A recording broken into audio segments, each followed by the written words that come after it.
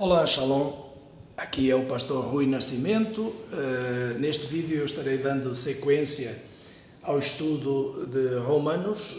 Este vídeo será o vídeo número 21 e eu vou então fazer o que eu prometi no vídeo 20, que nós iríamos analisar a profecia. O que é que está escrito nas profecias? O que é que Deus deixou escrito? Porque Deus já sabia que viria o dia onde os estrangeiros, os gentios, iriam ser incorporados a Israel. E, portanto, Deus já deixou todas as coisas escritas para que não haja dúvida nem confusão.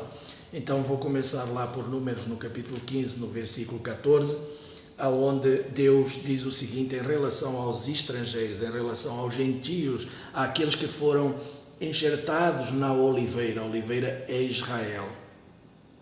Se algum estrangeiro peregrinar convosco e estiver no meio de vós, nas vossas gerações, e ele trouxer uma oferta queimada de cheiro suave ao Senhor, como vós fizerdes, assim ele fará. Veja, como vós fizerdes aos judeus, crentes, mas os judeus foram descartados, mentira, isso não, Paulo já provou em Romanos 11:1, não, recusou Deus o seu povo, descartou Deus o seu povo, não, de modo nenhum. Também eu sou judeu, e eu já falei também eu sou.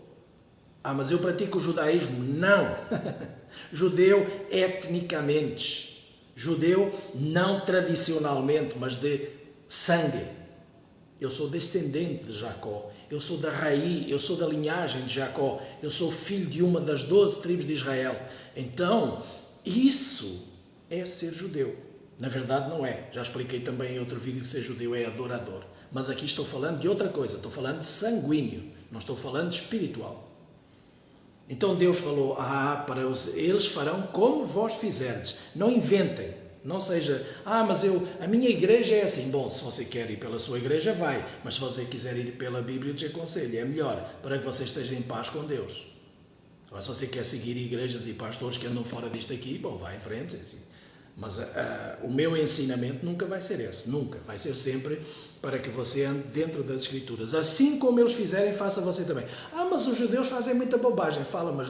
Mas não os judeus messiânicos. Os judeus messiânicos não fazem.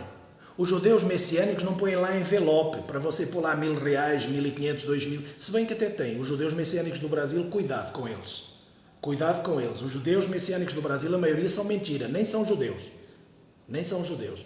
Eles fingem que são, dizem que são, trocam de nomes para dizerem que são, têm aparência de que são, mas a grande maioria abriram empresas. Não são verdadeiros adoradores, são empresas. Eu conheço algumas, eu até já frequentei algumas. Então não se iluda, porque é judeu messiânico. Não, o judeu é de Israel, é daqueles da linhagem de judeus, não aqueles que inventaram uma linhagem de judeus. Tem muita gente aí que inventou uma linhagem de judeus. Porque a minha mãe cozinhava e jogava um pouquinho da massa do pão no fogo, na cinza. Porque a minha mãe acendia as velas à sexta-feira. Porque a minha mãe trocava a toalha à sexta-feira. Isso aí não prova nada, meu querido. Isso aí é tudo papo furado. Judeu é outra coisa. Então, também não se deixe levar por essa conversa, por esse papo furado. Vai para o joelho, vai buscar do Senhor em espírito e em verdade. Pelos frutos você os conhecerá. Pelos frutos.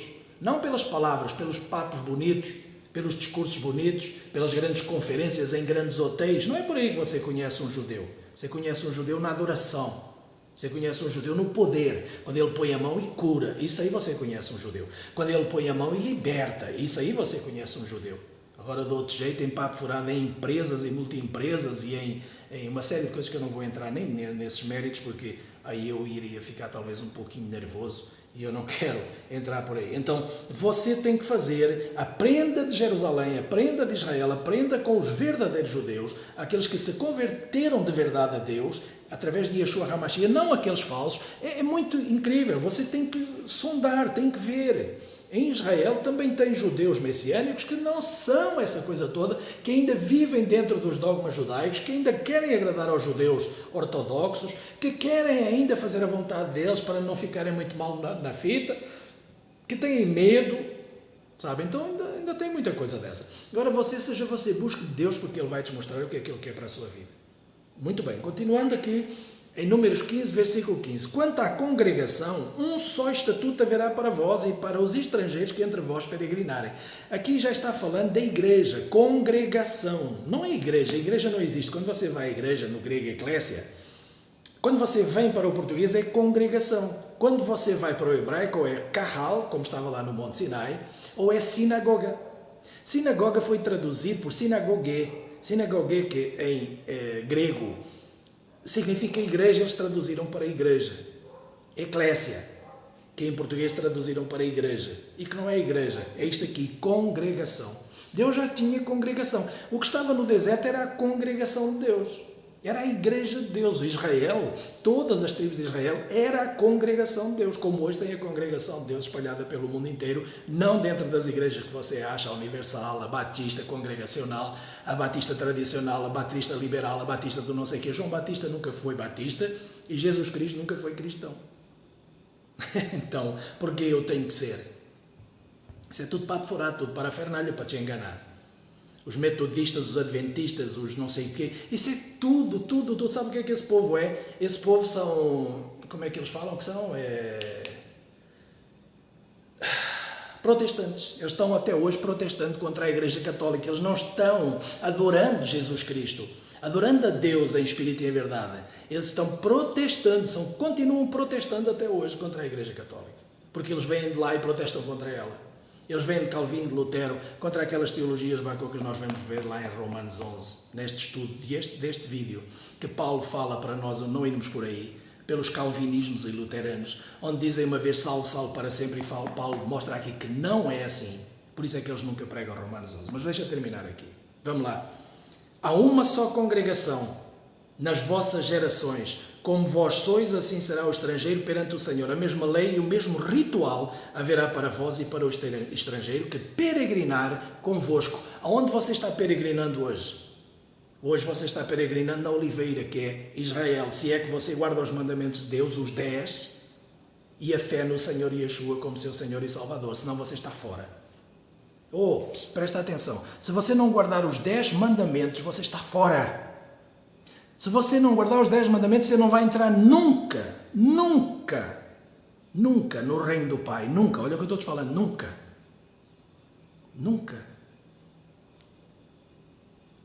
É sério.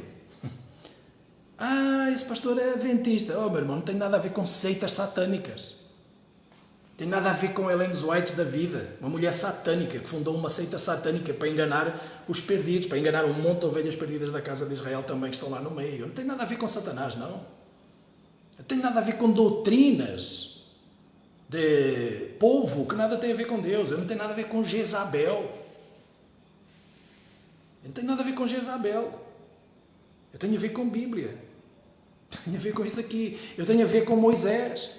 Eu tenho a ver com Ezequiel 47, quer ver? Vamos ver o que é que Deus falou. Não é Ezequiel que falou. Deus falou através da boca do profeta de Ezequiel. No capítulo 47, versículo 21, nós vamos lá. E você vai ver o que é que está profetizado para os estrangeiros.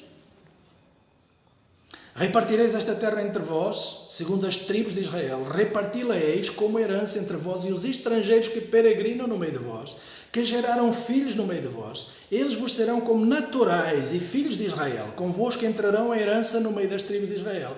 Na tribo em que eles peregrinarem, ali lhes dareis a sua herança, diz o Senhor Deus. Você diria, muitos dizem assim, mas isto aqui tem a ver com a terra. Não tem a ver, não. Toda a profecia terrena, ela tem uma relação espiritual. Então isso aqui tem a ver com a herança espiritual. Nunca foi dito em lugar nenhum da Escritura que os gentios iam substituir o povo de Israel. Em lugar nenhum está escrito. E agora vamos voltar lá para Romanos 11 e vamos ver o que é que Paulo diz lá no versículo 21. Na verdade, eu quero ainda analisar melhor este versículo 19. Dirás então, os ramos foram quebrados para que eu fosse enxertado. Está bem, pela sua incredulidade foram quebrados e tu estás em pé pela fé. Mas não te ensoberbeças, mas teme. Pois se Deus não poupou os ramos naturais, teme que não te poupa a ti também. Eu quero ver como é que um teólogo que diz que uma vez salvo, salvo para sempre, vai justificar isto aqui. Você sabe porquê que eles não pregam Romanos 11 na tua igreja? Você nunca ouviu ninguém pregar isto? Porque isto aqui contraria a doutrina, a teologia deles. A teologia deles é mentirosa. Estão te enganando para te levar para o inferno, para onde eles vão também. Você diz, não, esse pastor aqui está abusando. Dizer que então todos os evangélicos estão indo para o inferno. Faça o que você quiser. Eu só estou te avisando o seguinte, Paulo não era bobo. E ele disse, se Deus não poupou os ramos naturais, temo que não te poupa a ti também como? Se eu já confessei Jesus Cristo, se os caras dizem que uma vez salvo, salvo para sempre, como é que Deus não vai me poupar? Como é que Deus vai me punir? Então Paulo era um idiota, não sabia nada de teologia. E realmente, Paulo era um zero à esquerda em teologia. Sabe o que? Não tinha teologia. Só tinha uma coisa. Verdadeiros adoradores. Que adoravam em espírito e em verdade. Que buscavam nas Escrituras que se cumprisse neles aquilo que está escrito em Jeremias 31.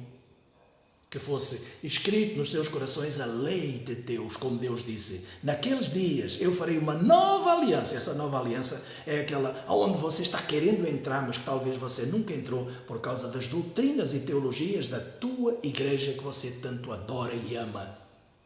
Eu andei lá, querido. Eu tenho conhecimento de causa. Eu frequentei batistas. Eu frequentei Universal. Eu frequentei Deus é Amor. Eu frequentei a Assembleia de Deus, eu frequentei Testemunhas de Jeová, eu frequentei, Testemunhas de Jeová não, tive algumas participações lá para ver o que era. Eu fui nos Adventistas do Sétimo Dia para ver o que era. Eu fui convidado para ir para Portugal para liderar uma congregação em Lisboa, da Deus é Amor. Eu recusei, falei, não me interessa, não quero isso não. Eu fui convidado para abrir uma sinagoga em Portugal, de uma congregação judaica messiânica. Eu falei, não, isso não é para mim, Deus não tem isso para mim. Sabe porquê? Porque eu sei o que Deus tem para mim, é muito maior do que andar dentro da mentira. Eu ia para Lisboa ensinar a guardar o domingo, eu ia para Lisboa fazer profecias falsas. Deus está-me dizendo agora que a irmãzinha estava colocando uma chave na porta, ontem estava nervosa. Tem alguém aqui? 90% anda nervoso, gente. O cara já acertou com 90% da igreja. Aí lá vem a irmãzinha, era eu. Não, não é você não, ainda não é não. Aí outra, era eu, não é não, ainda não é. Aí Deus se enganou. Aí, você mesmo, vem cá. Deus está me mostrando e dá a profetada que destrói por completo a vida daquela pessoa. Irmãos de misericórdia, Deus não me chamou para isso, não. Deus não me chamou para ser palhaço. Deus não me chamou para ser palhaço. E Deus não me chamou para levar judaísmo para Portugal. Deus não me chamou para abrir sinagogas judaicas em Portugal. Deus me chamou para levar o Evangelho para Portugal. E eu sei que eu vou, sei que eu irei e sei que será com poder. Se não for com poder, também não vou para lá fazer nada, não. Tenho nada para fazer em Portugal se não for com o poder de Deus. Nada mesmo. Então, meus queridos, cuidado. Se Deus não poupou os ramos naturais, também é provável que Ele não te poupa a ti se você se ensoberbecer, se você achar que você já é o tal. Considerai, pois, a bondade e a severidade de Deus, para com os que queiram severidade, mas para contigo bondade de Deus, que, se permaneceres na sua bondade, de outra maneira também tu serás cortado. Espera aí! Isto contraria a teologia dos teólogos horrorosos e mentirosos. Irmãos, eu fico nervoso a falar disso. Não fico nervoso porque eu tenho domínio próprio. Mas fico quase nervoso. A palavra diz, irai-vos e não pequeis. Fico quase nervoso com esses caras que dizem que você está salvo, uma vez salvo, salvo para sempre. É mentira. Paulo diz aqui que não. Se você não ficar na bondade de Deus, Deus também vai te cortar. E diz que também eles, se não permanecerem na incredulidade, eles serão enxertados, porque poderoso é Deus para voltar a enxertá-los. Se tu foste cortado do zambujeiro, contra a natureza foste enxertado na oliveira, quanto mais esses que são naturais serão reenxertados na sua própria oliveira. Isso é maravilhoso. Não quero, irmãos, que ignoreis este segredo. Que o endurecimento veio em parte para Israel, até que a plenitude dos gentios tenha se completado. E assim, todo o Israel será salvo. Olha, isto é muito sério. Nós estamos chegando a um momento onde a plenitude dos gentios está se complementando, está terminando. Estamos no finalzinho. E eu quero dizer para você que todo Israel será salvo. Sabe porquê? Porque no meio dos gentios estão todas as ovelhas perdidas da casa de Israel. E todos eles carregam uma linhagem. E essa linhagem leva até aos patriarcas. E eu quero dizer para você, Deus não vai perder nenhum deles. Próximo vídeo vai ser melhor ainda. Em nome do Senhor Yeshua. Shalom, queridos.